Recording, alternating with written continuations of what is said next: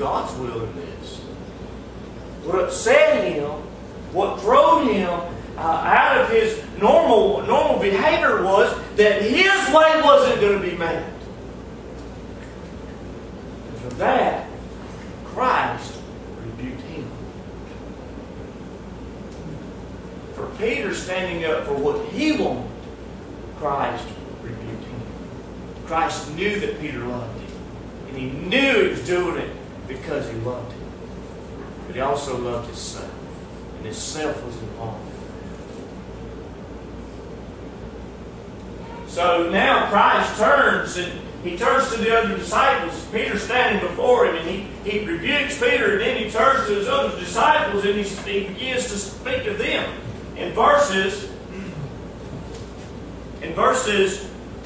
24, then he said unto his disciples, If any man will come after me, let him deny himself and take up his cross and follow me. He tells you three things right there. He reminds them what they're doing, why they're with them.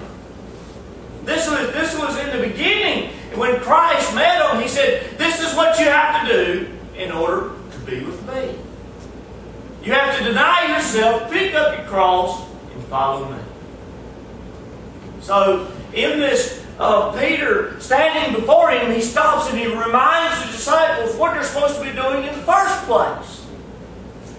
Because a lot of times we get in, we make that deal with Christ, or we accept His terms, and later down in the ministry, we let self slip back in. You understand that? That happens. When we're calling out to Christ, we are accepting Christ on His terms. What He says for you to deny yourself, to pick up your cross and to follow Him. And that, my friend, is salvation. And then we'll get into the ministry and we see things going like we want them to, and we want them to stay like that a lot of times. But you know as well as I do that Christ needed to die for the ministry to explode. The ministry exploded through this harsh thing.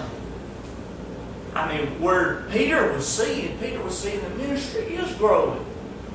Look at all these towns we're going to. Look at all these houses we've been to. Look at all these people saved. But that was so small.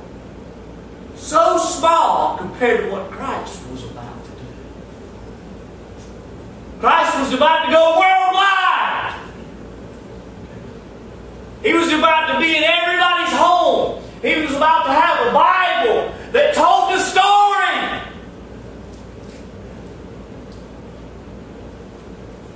Look at all what happened through that one decision.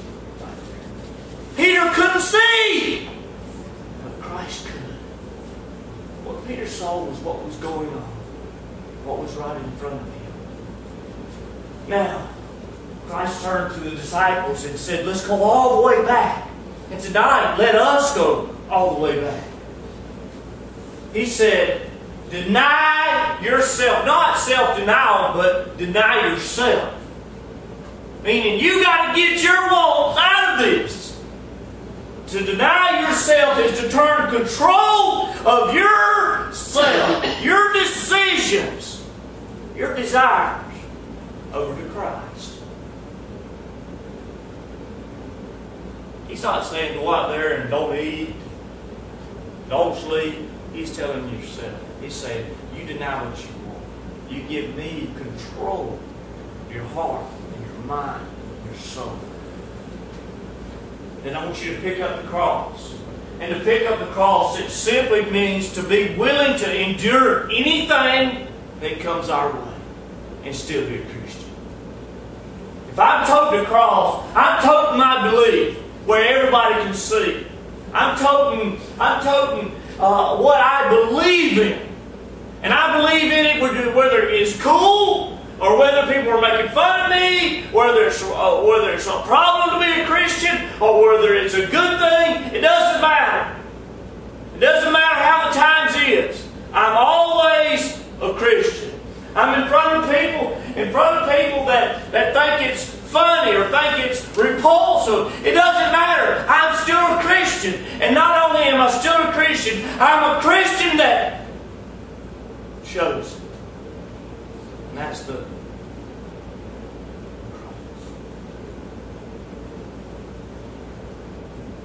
to follow God is to simply live as He's lived. He spent 3.5 years setting an example for us of how to live our life. The sign, the quilts, the bracelets that says, what good would Jesus do? That's what it's talking about. It's talking about following Christ. At this point, write down, what would I do?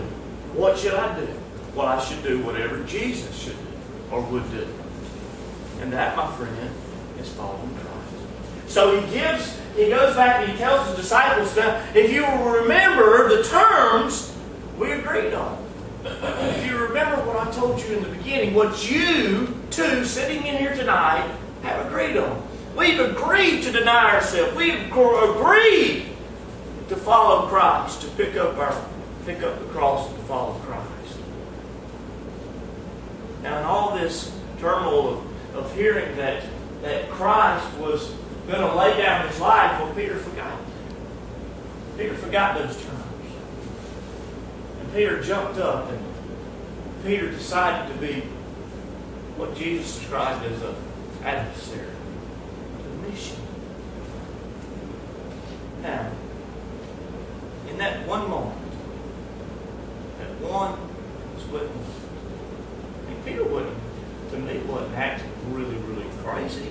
I mean, if somebody in my family or somebody I really cared about jumped up and said, I'm going to go to Pensacola and let them kill me, I mean, I think I'd have something to say about it.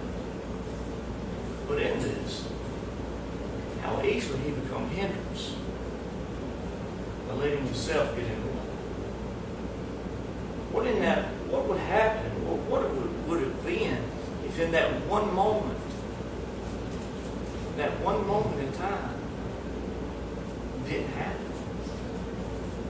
You understand? What if Peter stopped Christ? Peter couldn't see. You understand? Peter couldn't see all that happened because of the decision of Jesus to lay down His life. Now let's look. He says, I won't let, just basically, let's say like this and let's agree together. We said this morning we didn't want to be the enemy of Christ. Amen. I was pretty sound on that when I got in here this morning. And I left feeling the same way. I don't want to be an enemy of Christ. Neither do I want to be someone that is His adversary. Now, Peter got called out.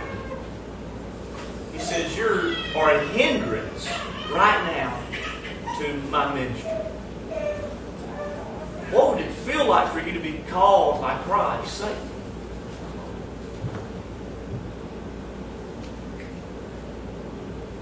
I mean, to know that you have just become that big of a hindrance to His ministry. Neither do I want to be a hindrance to Christ. I don't want to be an enemy. I sure don't want to be a hindrance. What I'm trying to get to this morning and tonight is these things they're very, very similar. But in this situation, in the verses we read this morning, it can happen so easily when we ourselves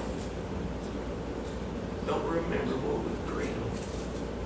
When we don't watch every decision that we make, we can slide into these places.